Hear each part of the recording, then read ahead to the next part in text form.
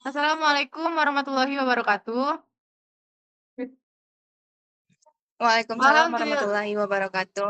alhamdulillah rabbil alamin wassalatu Baik, wassalamu ala asrofil anbiya'i wal mursalin wa ala alihi washabihi ajmain. Paling pertama saya mengucapkan terima kasih kepada teman-teman yang dapat hadir pada Zoom hari ini. Saya Azhara Fadila Jamal dengan NIM 25121998 akan mempresentasikan materi tentang ciri-ciri makhluk hidup. Baiklah, langsung saja saya mulai presentasinya, yaitu materi pertama tentang pengertian makhluk hidup. Makhluk hidup adalah organisme yang memiliki kemampuan menjalankan proses kehidupan seperti bernapas, makan, tumbuh, dan berkembang biak. Makhluk hidup tersusun atas sel sebagai unit struktural dan fungsional terkecil kehidupan. Organisme hidup menunjukkan aktivitas yang teratur dan kompleks, melibatkan kerjasama berbagai sistem organ serta reaksi kimia yang berlangsung secara terus-menerus. Selanjutnya, ciri-ciri makhluk hidup. Ciri-ciri makhluk hidup yang pertama yaitu bernapas atau respirasi. Bernapas merupakan proses pengambilan oksigen dan pengeluaran karbon dioksida untuk menghasilkan energi. Contohnya, manusia bernapas menggunakan paru-paru, ikan bernapas menggunakan insang, serangga bernapas menggunakan trakea. Fungsinya untuk menghasilkan energi untuk melakukan aktivitas hidup. Yang kedua, bergerak. Gerak adalah kemampuan makhluk hidup untuk berpindah tempat atau mengubah posisi tubuh. Contohnya, manusia berjalan dan berlari, burung terbang, ikan berenang, dan putri malu menutup daun saat disentuh. Fungsinya untuk mencari makan, menghindari bahaya, dan mencari pasangan. Yang ketiga, memerlukan makanan dan air.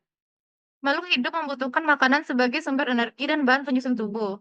Contohnya, manusia makan nasi, sayur, dan buah, sapi memakan rumput, dan tumbuhan membuat makanannya sendiri melalui fotosintesis. Fungsinya untuk menyediakan energi, membantu pertumbuhan, dan memperbaiki sel yang rusak. Yang keempat, tumbuh dan berkembang.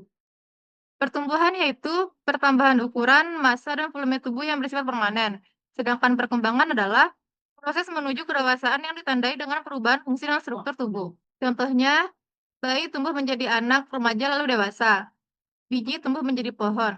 Fungsinya untuk menjamin kelangsungan hidup organisme. Yang kelima, berkembang biak atau reproduksi. Berkembang biak adalah kemampuan menghasilkan keturunan untuk mempertahankan jenisnya.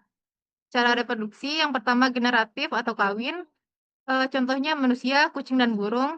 Yang kedua ada vegetatif atau tidak kawin. Contohnya tunas pada pisang, stek pada singkong, dan umbi pada kentang. Fungsinya untuk mencegah kepunahan spesies. Yang keenam ada peka terhadap rangsangan atau irritabilitas. Makhluk hidup mampu menerima dan merespon perubahan yang terjadi di lingkungan. Contohnya, mata berkedip saat terkena cahaya terang, putri malu menutup daun saat disentuh, dan bunga matahari mengikuti arah datangnya cahaya. Fungsinya untuk membantu adaptasi terhadap lingkungan. Yang ketujuh, mengeluarkan zat sisa atau ekresi. Ekresi adalah proses pengeluaran zat-zat yang tidak diperlukan tubuh. Contohnya, manusia mengeluarkan urin, keringat, dan karbon dioksida. Yang kedua, tumbuhan mengeluarkan uap air melalui stomata. Fungsinya untuk menjaga keseimbangan tubuh, mencegah penumpukan racun. Yang kedelapan, beradaptasi. Adaptasi adalah kemampuan makhluk hidup untuk menyesuaikan diri dengan lingkungannya. Contohnya, kaktus memiliki daun berbentuk duri untuk mengurangi penguapan, bebek memiliki kaki berselaput untuk berenang, bunglon mengubah warna tubuh sesuai lingkungan. Fungsinya untuk meningkatkan peluang bertahan hidup. Selanjutnya, materi terakhir yaitu keterkaitan antar ciri makhluk hidup dalam mempertahankan kehidupan. Yang pertama, hubungan antar proses kehidupan. Ciri-ciri makhluk hidup saling berhubungan dan tidak dapat bekerja sendiri. Makanan yang dikonsumsi diolah melalui respirasi untuk menghasilkan energi. Energi tersebut digunakan untuk bergerak, tumbuh, berkembang, dan merespon rangsangannya. Sisa hasil metabolisme kemudian dikeluarkan melalui ekresi.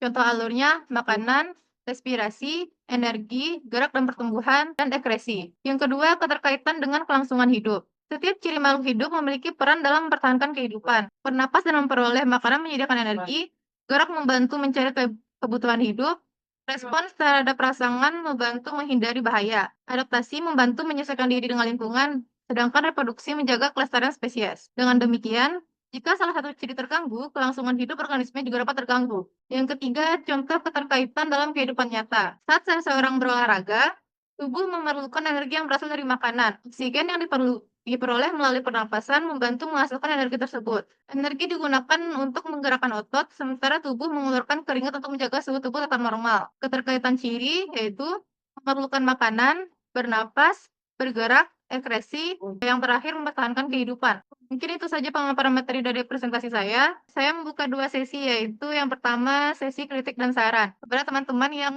ingin menambahkan kritik dan saran, disilahkan. Jika tidak ada, saya lanjutkan ke sesi kedua, yaitu sesi tanya jawab dan penambahan jawaban. Kepada teman-teman yang ingin bertanya, disilahkan. Izin bertanya moderator. Kepada Luciana, disilahkan. Baik, terima kasih kepada kelompok penyaji telah mengizinkan saya untuk bertanya. Yang dimana saya bertanya, mengapa sel disebut sebagai unit dasar kehidupan dan apa hubungannya dengan keberadaan makhluk? Sekian, terima kasih. Saya kembalikan kepada kelompok penyaji. Terima kasih kepada Luciana. Selanjutnya pertanyaan kedua, kepada teman-teman disilahkan. Kepada Suci Istiana, disilahkan. Terima kasih kepada Zara. Izin bertanya, apa yang akan terjadi jika salah satu ciri makhluk hidup, misalnya respirasi atau ekspresi, tidak dapat berlangsung dengan baik? Jelaskan alasannya. Terima kasih. Kembali ke penyaji.